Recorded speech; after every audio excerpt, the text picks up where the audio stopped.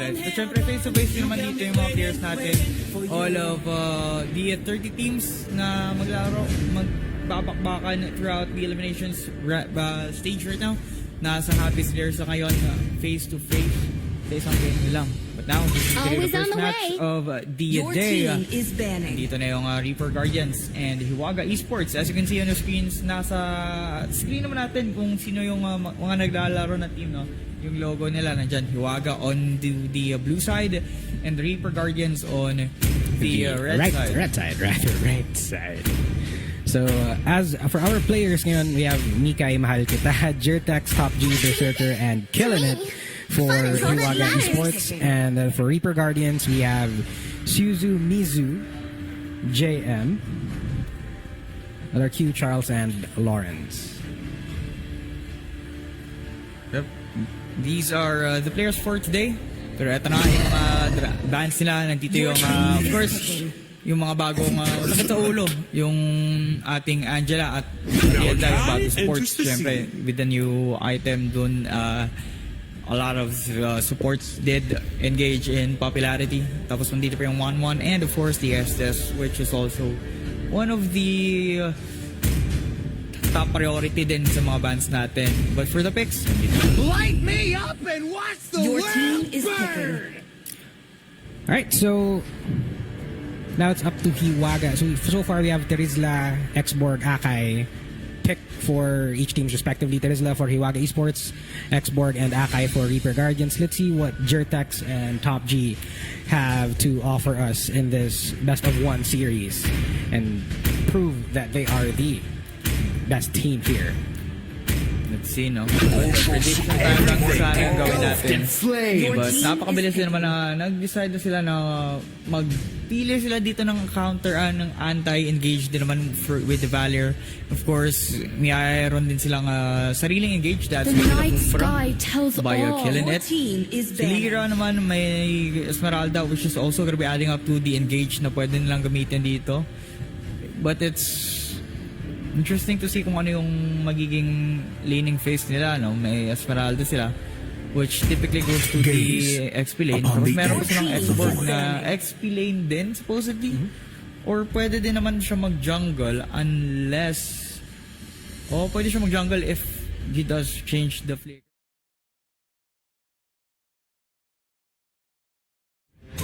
It's my way or the highway. Your team is picking. Anyway, now let's go to Suzu Mizu. Let's see who they're going to select here dito sa fourth pick. Prediction mo sino? Wala pa silang marksman eh. Wala pa nga eh. Iritel, no? Pwede. Iritel or Brody, pwede din naman dito. Wala pang marksman yung dalawang team natin. Your team is picking. Karina na lang. Last pick yung ano natin. Yun, dyan sila ngayon sa Capiz Lair. We see Hiwaga Esports. Kita mo naman sila sa camera ngayon. Reaper Guardian, sinita natin yung magkita din sila. In a short while. In a short while, malapit na. Pero dito naman sa pick dito sa blue side. It is gonna be the proof that I'm still alive. Marcus din ang pinili nila dito ni Top G. I'm not a single worthy fight. Another gold in my pocket. We got the Moskov as the marksman for the Reaper Guardians. And 15 seconds in, we will see on which team will capitalize and which team will take the W in this first game of ours between Hiwaga Esports and Reaper Guardians. We'll see about that. Pero yun nga, looking at their heroes right now, yung overall draft nila, pretty interesting to see kung paano nang pagganahin dito ng Reaper Guardians. I think it's the Xborg mid lane dito sa kanila, and then Esmeralda still onto the XP lane. Hindi ko to usually nakikita palagi, but gusto ko lang to makita kung paano nila pagganahin to. Again, this is a best of one. Pakitaan talaga kung ano yung mga best heroes mo dito. If you do make mistakes, that is something that you can still bounce back for your later game, pero medyo lumiliit chance mo sa round robin kasi point system tayo. Nakadepende talaga sa points mo. Pero ayun na, game number 1. It's gonna be starting.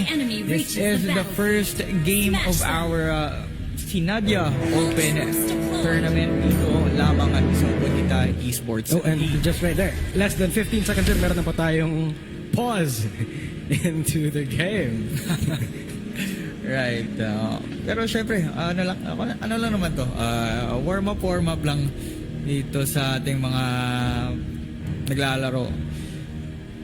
I think they are just trying to make things right for them, make their connection work.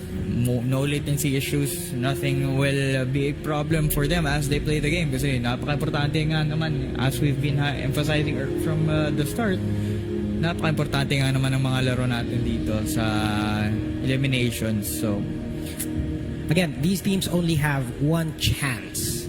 Isang chance lang para makapasok sa ating quarters semi and makapush through sila sa semis. Walang lower bracket dito. There's no second chances. So they really have to capitalize and make sure na makapanalo sila at makakapasok sila sa top teams from each bracket natin. That is correct dito, Yeko. And pero habang naghihintay lang naman tayo sa ating mga mga players. So let's just talk about the draft. Kita mo naman natin na possible na magiging explosive nga later on yung Reaper Guardians dito with their draft. They have a lot of pick-up potential with the Karina and the Lexburg as well. Meron din silang pang-ipit dito ng ating Akai, which is very, very strong later on sa mga objective fights natin. Kasi pwede din niyang palayo yung mga targets niya. But for Hiwaga Esports naman, they have pretty much napakalaki ng potential din nila for pickups and setups, which is also gonna be very even dito sa firepower na pwedeng bitaw dito ng Reaper Guardians. They have the Brody, very, very strong later on sa game natin. And Top G, similar din dito kay Karina, execution na kanyang ultimates, very interesting to see talaga later on. But Jertex, isa din to sa yung Lair natin, pwede stick lang naman sa ibang lanes or ikot-ikot lang siya dito, cancel out the engage na pwede gamitin ng ating mga heroes. But yun nga, kita mo naman may sarili din silang apoy na pinapakita sa atin. Yep, that is right. Jertex will try to be as annoying as possible to each of the lanes and support his teammates all throughout this game. I'm looking forward to seeing how this Tiza plays out, but it looks like we have a short battle here. Dito gets stunned, Lawrence. First blood! Tsaka doon masakit nga naman versus PGB dito makadulo dito sa kanila. Killing it, it's gonna be thriving this one after a lot of damage na tinanggap niya. Yung Vengeance, nagdagdag ng sustain doon sa kanya. And that is just really clean for Hiwaga Esports there. Jertex, Mikai, and Top G coming in at that right, in that exact timing na kung they are gonna be winning that really quick fight on the starting minute of the game. Grabe. That is an instant 1.5k gold lead and a 3-0 kill nothing lead, especially with the Lair getting the double kill, and Top G gets an off-cam kill on JM, but Jertex is still here. Bigla din nga wala doon si JM, considering na medyo lugi sa range dito si Moskov and JM compared to the Brody dito ni Mikai. Mahal kita. Mikai, mahal kita. Nakalimutan mo yung mahal kita. Hindi lang may gusto yung mention yan eh. Yun nga eh. may pinapatamaan ito yung pangalan. Dedicated siya sa ML. Kaya sakto na rin na lagay na dun sino yung dedication niya sa buhay dito ni Brody natin, ni Mick. Kaya si Mikai yung gusto niya. Sana all may mahal. Yun nga lang. Lugi ka dito. Speaking of lugi, medyo nalugi din naman dito ang Reaper Guardians. That is gonna be the first neutral objective na nakuha dito ng Hiwaga Esports. Yung turtle nakuha nila. That is, ikaw nga mag-mat dito yung ilan na yung lead nila. That's around almost 2,000 gold lead for Hiwaga Esports, and it's starting to look good here in this early game as they're getting all of the objectives, all of the kills, and they're making sure that the Reaper Guardians don't get any advantages, and they want to make sure that they can snowball this lead para mapanalo nila ito. And meanwhile, Lair here having a short exchange with Lair with Jertex, but then again we have our second pause of the game. This may be another latency issue rather. And of course we have our instant replay here between the clash earlier. Kasi instant replay din naman tayo dito, no? Yeah, looking at the replay right now, kita mo naman na inuuna kasi dito ng Reaper Guardians si Kupra natin, killing it. And with the vengeance nga dito sa kanya, and the overall early damage potential dito ng Lair at ng Brody, nakita naman natin na hindi naman mabilis yung pag-burst ng health, pero gradual na yung parang uniform din yung pagbawas ng health bars nilang tatlo. Kaya agad din silang nawala dito. But that is gonna be a pause here for better performance din naman dito sa kanila. Reaper Guardians need to be at their best. That's true. If they want to come back from this game, although it's still early to say, no, na wala na yung Reaper Guardians again. They can still bounce back dito sa laro natin. They just have to capitalize on the mistakes that Hiwaga Esports will make and make sure that they can get all these neutral objectives as well. Kaya nga, for them, right now, they need to pull off this Akai and this Esmeralda lineup na pinipili na kinomenta nila dito ngayon sa ating laro. But there's a big jam with a stun. Pero mukhang medyo late lang ng konti dito si Shizumizu, kaya hindi niya naabutan dito si Mekai. They are gonna be escaping this one. Meanwhile, Charles? Wait lang. Susunugin siya eh. Susunog. Isang what beat? Isang HP ka na lang, Berserker! Uy. May flaker pa siya. Charles wala. Right, taas ang bamakbaka na pala siya. Top G. Right in. May pinatay siya na isa. Pero ngayon, mapapatras naman dito mga miyembro ng Reaper Guardians. They are gonna be killing it with killing it. It's gonna be double kill para kay Kai. Pero dito ang nasobrang ibaba. May isa pang kill doon. Hindi lang natin napansin. But off-cam kill nga naman dito ulit. Na-outslay din si Berserker. Ginamit niya yung flicker eh. Yep. And with that, 8-0. Kill lead. Top G. Muntik ka na dun. But then again, top G. Because of that clash, meron kasi silang top G. So, kailangan mo maging top G para manalo dito sa game natin. Meron silang alpha Meron male. silang alpha male. Walang beta dito. Wala! But yun nga lang, no? It's gonna be a second turtle spawning now on the 4.5-minute mark. Charles, kailangan pa rin maghanap dito ng espasyo at ng magandang chance dito na makapalag dito sa mga team fights natin. But yeah, with the turtle spawning, sinisimulan dito ni killing it. The rest of the squad ng Reaper Guardians are trying to find opportunities na rin na makapasok sila dito. But I think it's gonna be tough to try to once again ang heavy spin. Hira and the rest with here. Una bitis dito ay nakuha lang na agaw pa rin. Ay, nasecure nga dito sa object ng ng turtle, but a double kill might be a triple pa dito para sa kanya. And yes, it is. Execution lang ng decimation na dito, kaya naubos lahat ng buhay doon. Top G na dito. Top G, wait lang. Ayan. Palma lang daw. 11-0. Again, Hiwaga Esports are very dominant in this early game. They have all of the objectives. Again, sira na din yung turret natin sa bandang gitna. Jertex getting all of the advantages. And same thing with his teammates, Berserker 103, Jertex 207. Killing it, of course, making sure that his teammates look good. And top G, of course. Top Fragging 60-0. Well, ano naman eh. Masyadong masakit talaga itong Martis na ito ngayon. Especially if you're running the assassin build dito sa kanya. Not the typical tanky build dati nakikita natin sa kanya sa jungle position. The changes in with the emblems had made this Martis a lot better sa jungle position, sa jungle role. Look at that. Hiwaga Esports, they are trying their best na hindi rin sila mapatay, no? Mamatay pangit daw. JM is all alone there. Ooh, we got another off-cam kill. Berserker solo kills JM. Heart rather. Namatay din si JM. Oh, kill it! Wait lang. Wait, chill lang kasi dito, men. Chill lang daw, Jalen. Kupra mo, masyadong aggressive na. Sumusobra ka na dito. Yung bola-bola mo, masyadong masakit din. Pero, almahin mo lang. Because they have all of the advantages, no? Why not push it? Why not, test the limits of what they can do? And just like that, sira na din yung Torre sa bandang taas.